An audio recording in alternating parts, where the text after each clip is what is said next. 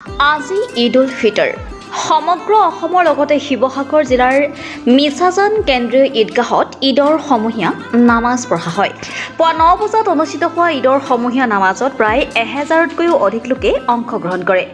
টাই-আহোম উন্নয়ন পৰিষদৰ লগতে ভালেসংখ্যক অনুষ্ঠান প্ৰতিষ্ঠানে ঈদৰ শুভেচ্ছা জ্ঞাপন কৰিছে। সকলোৰে মাজত যাতে ভাতৃত্ববোধৰ লগতে সম্প্ৰীতিৰ এনাজৰী অধিক সুদৃঢ় হয় তাৰ বাবে আজি সমূহীয়াকৈ দোৱা কৰা হয়। গেলেকীৰ পৰা ৱাহিদ আলী ৰিপৰ্টাৰ লাইভ অসম।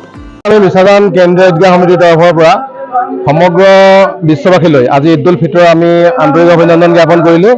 আজি আমাৰ মিছাজান কেন্দ্ৰীয় ঈদগাহ ময়দানত আমাৰ এই দেওপানী হালকা অন্তৰ্গত 6টা মছজিদ জামাতৰ হাজাৰ হাজাৰ ব্যক্তি আজি ইয়াত সমবেত হৈ একেলগে ঈদ উল ফিতৰৰ নামাজ ইয়াত সম্পন্ন কৰে আৰু মিছাজান মছজিদ জামাতৰ প্ৰেছ ইমাম চাহাবে আজি এই নামাজটো আদায় কৰে।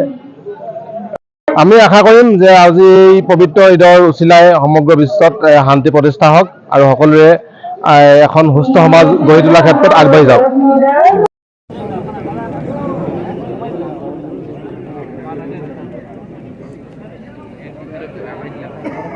আমি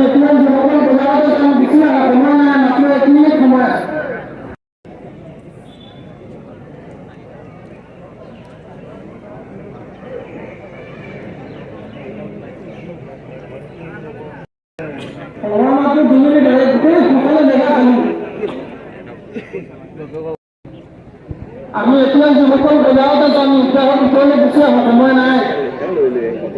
নামাজ আল্লাহ পাকে যে ইস্তেকামতৰ ওয়াদা কৰিছে, আলাইহিমুল মালাইকা আল্লাহ তাখাফু ওয়ালা পালন কৰিছোঁ। তাৰ লগে লগে তাৰ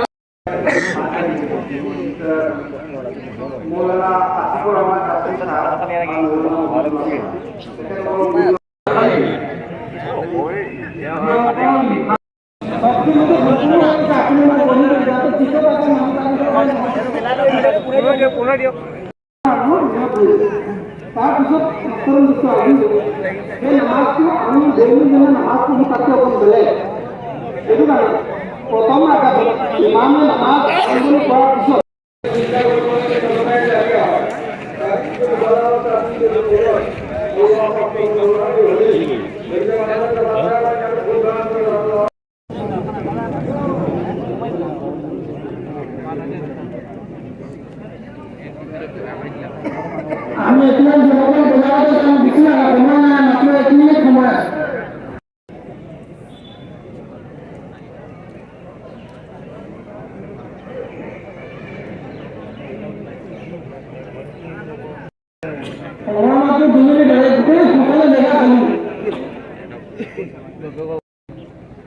আমি এতিয়া যুৱকৰ বজাৰতে যাম, ঈদগাহৰ ভিতৰলৈ গুচি আহোঁ, সময় নাই।